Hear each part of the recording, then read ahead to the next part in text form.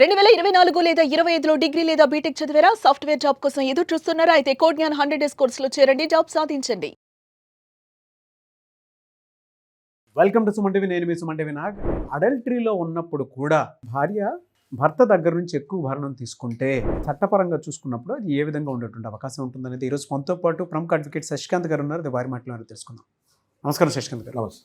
భార్య అడల్టరీలో ఉన్నప్పుడు కూడా భర్త దగ్గర నుంచి భరణం విపరీతంగా ఎక్స్పెక్ట్ చేస్తూ ఉన్నారు. చట్టపరంగా చూసుకుంటే అది ఎంతవరకు కరెక్ట్? దాన్ని ఎలా హ్యాండిల్ చేయాలి అసలు? ఈ టాపిక్ మీరు ఏదైతే తీసారో చాలా మంది కన్ఫ్యూజన్లో ఉంటారు. అపోహలు, అనేకమైన అపోహలు ఉంటాయి ఇందులో. ఓకే, ఇట్లాంటి దాంట్లో కొంతమంది అడ్వకేట్స్ కూడా కన్ఫ్యూజ్ అవుతూ ఉంటారు. బేసిక్గా ఏంటంటే చట్టం ఏం చెప్తుంది? ఒక సెక్షనే ఉంది ఏకంగా. ఓకే, మెయింటెనెన్స్ ఒకవేళ భార్య అక్రమ సంబంధంలో ఉన్నది ప్రూవ్ చేస్తే దానికి మెయింటెనెన్స్ ఇవ్వక్కర్లేదు అని ఒక చట్టమే చెప్తుంది. కానీ అదే చట్టం ఏం చెప్తుంది? భర్త నపుంసకుడైనా, సంపాదన లేకపోయినా, సరిగ్గా భార్యకి సుఖం ఇవ్వకపోయినా, ఇంట్లో పిల్లల్ని సరిగ్గా చూడకపోయినా, అలాంటి సమయంలో భార్య అక్రమ సంబంధానికి వెళ్ళినా అది తప్పు కాదు అని అదే చట్టం చెప్తుంది. రైట్. సో ఇప్పుడు మెయింటెనెన్స్ ఇవ్వాలా వద్దా అంటే భర్త వైపు నుంచి ఎటువంటి తప్పు లేకుండా, ఫైనాన్షియలీ ఫిజికల్లీ భర్త ఫిట్ ఉన్నా కూడా అయినా ఈ భార్య వేరొకరితోటి అక్రమ సంబంధంలోకి దిగితే అది 100% తప్పు. 100% మెయింటెనెన్స్ ఈ భర్త ఇచ్చే అవసరం లేనే లేదు. ఓకే, మళ్ళీ అలాగే ఈ భర్త బాగా చూసుకుంటున్నాడు కానీ ఫిజికల్లీ అన్ఫిట్ అయిపోయాడు. చాలామంది నాగరాజ్ గారు, సైన్స్ రకరకాలుగా ఉంటుంది. మనం కనుక మెడిసిన్లోకి వెళ్తే వీళ్ళు పెళ్లి చేసినప్పుడు కొంతమంది పురుషులు ఒక 2 ఏళ్ళు 3 ఏళ్ళు శారీరక సామర్థ్యతతో ఉంటారు. 3-4 ఏళ్ళు దాటిన తర్వాత వీళ్ళకి ఇంపార్టెన్సీ స్టార్ట్ అవుద్ది. అంటే ఒక బాబో ఒక పాపో పుట్టేస్తారు ఫస్ట్. ఆ తర్వాత ఒక 3-4 ఏళ్ళకి ఇంక వీళ్ళకి ఫిజికల్ స్ట్రెంగ్త్ అన్నది తగ్గిపోతుంది. ఈ సెక్షువల్ పార్టిసిపేషన్ అనేది ఇంకా ఉండదు. వాళ్ళు అప్పుడు ఇంపార్టెంట్ తయారవుతారు. వీళ్ళు ఏమంటారంటే, మరి నేను ఇంపార్టెంట్ అయితే నాకు పిల్లలు ఎట్లా పుడతారు అన్నది ఒక క్వశ్చన్ అడిగేస్తారు. అడిగేసి అడ్వకేట్ని నమ్మించాలని చూస్తారు నేను పర్ఫెక్ట్ ఉన్నా అని. కానీ అది తప్పు. ఎందుకంటే మేము కొన్ని 100 కేసులు చూసాం కాబట్టి. వీళ్ళు ఎట్లాంటి పురుషులు అంటే ఒక 2 ఏళ్ళు 3 ఏళ్ళు బాగానే ఉంటుంది, సడన్గా ఏదో కారణం వల్ల వాళ్ళకి ఇంపార్టెన్సీ క్రియేట్ అవుతుంది. అంటే ఇంకా వాళ్ళు ఈ ఇంటర్కోర్స్లో పార్టిసిపేట్ చేయలేరు. ఆబ్వియస్గా వాళ్ళకి ఇంపార్టెన్సీ స్టార్ట్ అవుతుంది.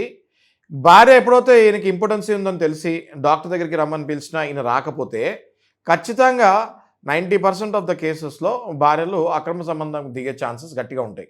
ఎందుకంటే నేను పర్సనల్గా చాలా కేసులు చూసాను. నేను అది డాక్టర్ రిపోర్ట్స్ కూడా చూస్తాను జరిగింది.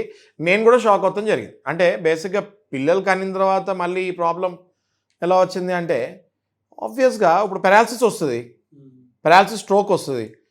అది ఫస్ట్ నుంచి ఉండదు కదా, ఎప్పుడో ఏదో కారణం వల్ల ఆ స్ట్రోక్ వస్తుంది, ఒక చెయ్య కాలు పడిపోద్ది. అంటే పెళ్ళైనప్పుడు ఈ అబ్బాయి బాగానే ఉంటాడు, పెళ్ళైన 5 ఏళ్ళకి స్ట్రోక్ వచ్చి చెయ్య కాలు పడిపోయే ఛాన్స్ ఉన్నాయా లేవా?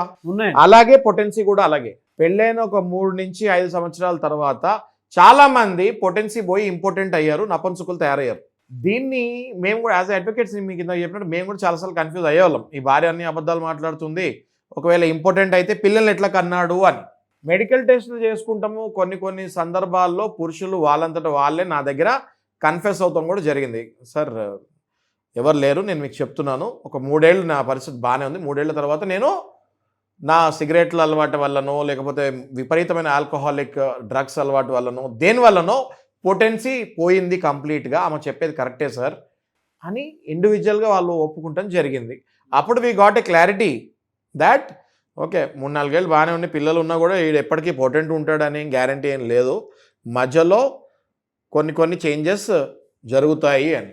అలాంటి టైంలో భార్యకి వీళ్ళు డాక్టర్ దగ్గరికి వెళ్ళి మళ్ళీ ఫిజికల్గా సెట్ అయ్యే అవకాశం చాలా ఉంటుంది, కానీ వీళ్ళు డాక్టర్స్ దగ్గరికి రారు, ఆ భార్యకి సహకరించరు.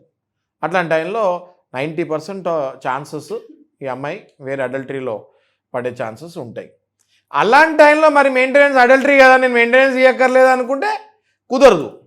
ఎందుకు అంటే తప్పు నీ వైపు ఉంది, నువ్వు మెడికల్ కరెక్షన్కి వెళ్ళలేదు, నీ పొటెన్సీ కరెక్షన్కి వెళ్ళలేదు, నువ్వు తప్పు నీ వైపు ఉంది కాబట్టి ఆమె వేరే అడల్టరీలోకి దిగాల్సి వచ్చింది కాబట్టి కోర్టు ఏమంటుంది 100% నువ్వు మెయింటెనెన్స్ ఇవ్వాల్సిందే అని చెప్తుంది.